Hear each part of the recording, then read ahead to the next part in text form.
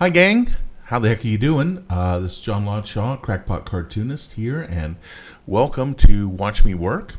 In this particular episode, we will be watching as I'm working in Blender 3.0. It is a 3D animation program, and I'm preparing to do some tests for animation tests and workflow tests. So what I'm going to be doing is I'm going to be building an object that will look like a centaur, and we'll use this for some animation tests to see if Blender is going to be a viable means of production for going forward with the new version of Accidental Centaurs. So let's get started. Okay, here I'm opening up Blender, and this is Blender 3.0, and as you can see, we've got a large object here, which looks like a male centaur.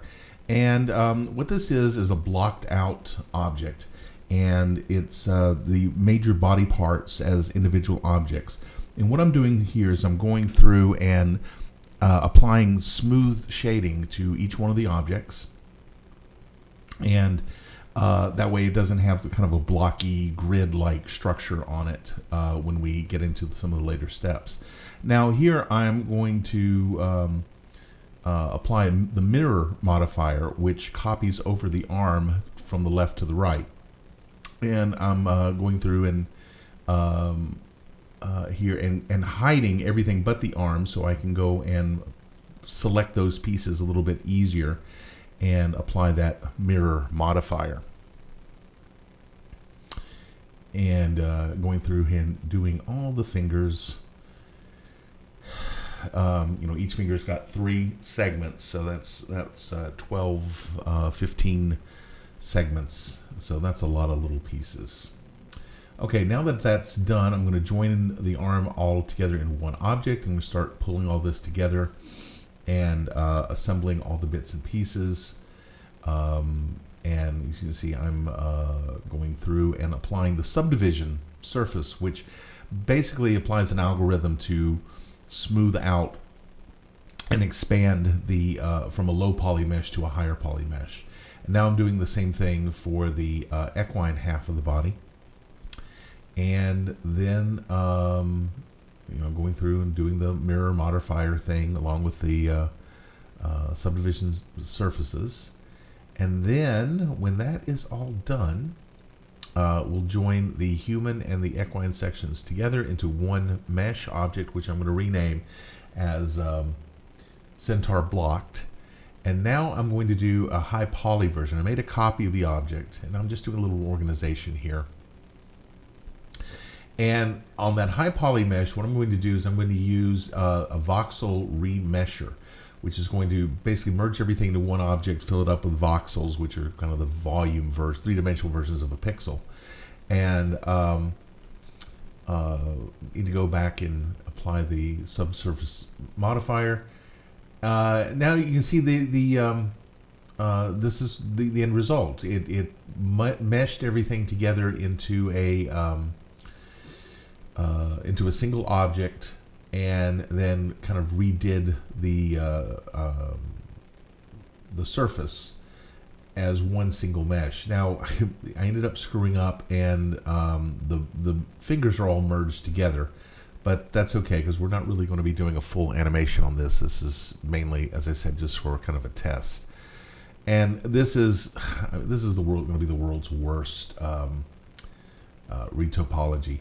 Now what I'm doing here is I'm setting up to do the retopology. I've added a vertex, single vertex, and I'm getting it to snap to the surface of the high poly mesh. And that, as you can see, that what that does is allows me to drag out an object, in this case a plane, and have it conform to the surface of the high poly. So I can basically make a low poly version of the high poly. The high polygon version has got over 4 million vertices, which are the individual points that get strung together to make a polygon. or a face as the terminology in Blender. And here I just got a little confused with my extrusions, and it just got to be. So I'm trying to clean that up. So that's what I saw me do earlier. Was I went up to the snapping, so that it will actually snap the polygons. I got a little time jump here because I didn't record some stuff, had some recording issues. And so I've got you see there's a low polygon structure going around, and it looks like a human torso. It looks like a rib cage and pectorals. And now I'm just going through and trying to build up the human part of the body, because that's going to be the more difficult, more complex version part of it. So going through and adding polygons and making them snap into place.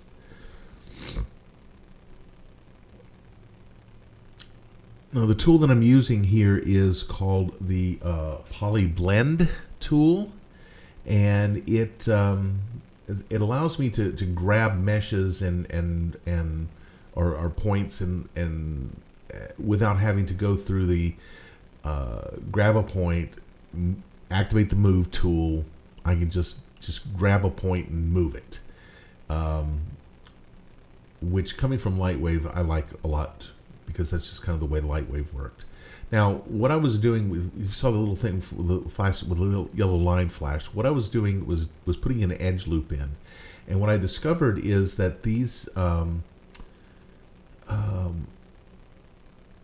polygons, they're not sitting on the mesh, but they're being forced into it by the shrink wrap modifier.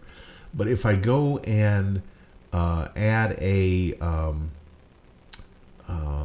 another edge loop, which means cutting a loop, a strip of polygons in half or in thirds or whatever, then I can that will pop up to the surface by the use of the shrink wrap modifier. And you'll see me doing a lot more of that as we go along.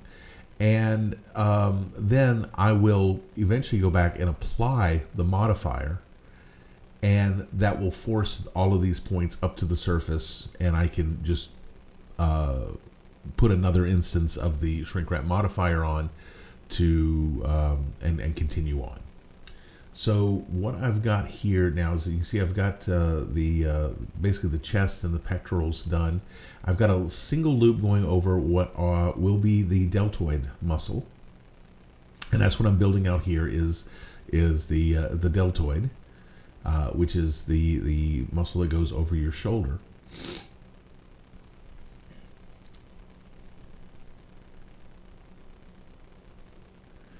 And I'm trying to follow as much as I can the contours of the musculature. That was the whole point of having the block out, was to have that guide of how the muscles flow and are structured underneath the skin, and to give the body its shape and its definition.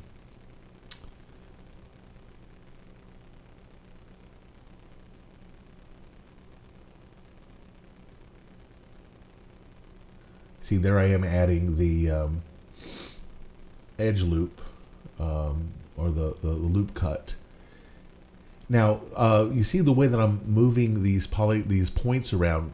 I've got it set to automatically merge if a point comes within a certain distance of any other point. It'll snap and merge to it, which helps build all this together. So again, I don't have to move a point into place, get it close, select them, do a merge.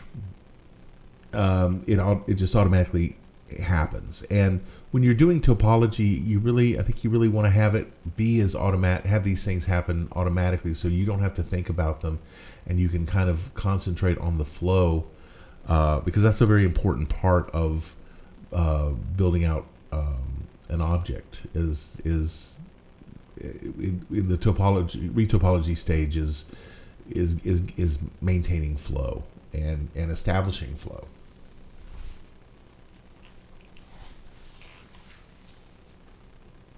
So now we're moving up through the neck, and working here on the trapezius, which is the name for that muscle, for the muscle there across the shoulders. And you see back there the kind of triangular shapes. I've got a problem. I've got an issue. There's something got moved where it shouldn't have, and it's messed up. So we're gonna have to fix that here in just a minute.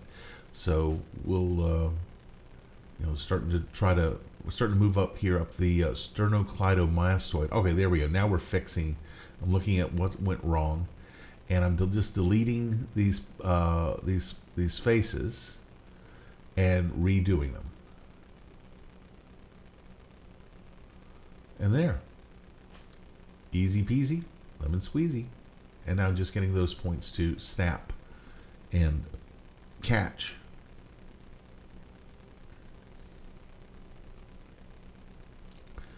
And going through and do a little cleanup here. Got an extra extrusion that I didn't need, so just kind of clean that up. Now we'll go back to the sternocleidomastoid, which is the that thick ropey muscle there on the neck, going from the sternum up to the jaw, which is the sterno and the cleido. Well, that's not the cleido, but that's the mastoid part. The jaw is the mastoid, and that pretty much exhausts my limit of my knowledge of anatomy. Okay, so now we're going up through here to the neck. I'm just stretching all of this up and getting it to attach. And I found if you zoom in, it bites a little bit easier. So I'm just going and cleaning that up. And now getting the underside of the jaw and the thorax here. As you see, the face doesn't have any facial features, and that's because I'm not really focusing on that at this point. I'm looking for general workflow issues and just figuring this out. And this is really the first time that I've done Retopology here in Blender like this. I gotta say, it's pretty nice. I really like it. As you see, I just went and did the shrink wrap apply, and I do that quite a bit up here on the head because in the rounded area it helps to have that pop to the actual surface in order to get these extrusions to bite. So now we're bringing the jaw across over to the front of the face. You see, I pull that way out just so that now. The reason why I did that is because I have the mirror modifier on, so I'm only having to do one half of the object, and it gets mirrored over, hence the name. But the mirror has a function called clipping, and what clipping does is if a point crosses over the 0 point on the x-axis, in this case, it will clamp that value to x and lock it onto the x-axis. So I can find that middle point and stretch a piece, a face across it, and then make it snap. And I don't have to worry about getting it. Did I get it exactly on? The computer takes care of that for me. Here I go. I'm doing the exact same thing here on the front, and now I'm building these the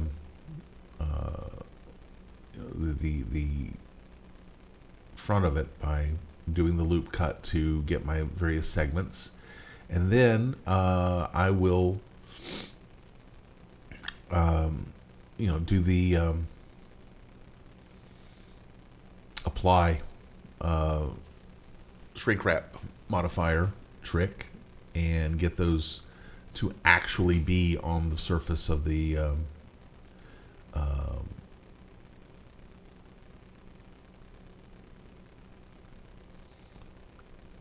so now we're getting the top of the head here done. And again, I'm not really worried about how clean this is. Like I said, this is a pretty nasty job of retopology that I'm doing here, but it'll get the job done for what I want this particular object to accomplish. If I do go with Blender, there will be a much better set of for the actual geometries for the actual character meshes will be a lot higher quality. And again, like I said, this is the first time I've done this in Blender, so it's going to be a little grubby. Practice makes perfect. Now, I added a loop cut in here because I don't want a triangle in here. Triangles, when we get to rigging this and start animating it, triangles are problematic. They can cause pinching. They can cause all kinds of issues. And what I really want is I really want to have quads, which are four-sided polygons. They don't have to be square. They just need to be four-sided. It's just the way the math works. Now here I'm trying to build out across the bicep, the tricep, and I may just make a mess of it. I'll be honest. I just make a mess of it because I extruded it, and as you can see, it's all wonky in all different angles, and I really can't tell where am I, where's my because I've got this set to be in front and of the low poly in front of the high poly. So now what I'm trying to do is I'm trying to go in and hide everything on the high poly except for the arm. And you can see how dense that mesh is right there. It's extremely dense. Because that's a wireframe superimposed on top of the color, and it just turns black from the wireframes. So it's extremely pixel dense or polygon dense, vertex dense, and you can't animate that. That's why we need to do a low poly version of this. Okay, that about does it because it's late and I need to go home. Thank you for joining me. If you found this interesting, please click like and subscribe so you'll be notified when new episodes are posted. And we're going to start actually live streaming this soon, so keep an eye out for that. So until next time, it's John Lawchaw, Crackpot Cartoonist, saying thanks for tuning in, and we'll see you next time.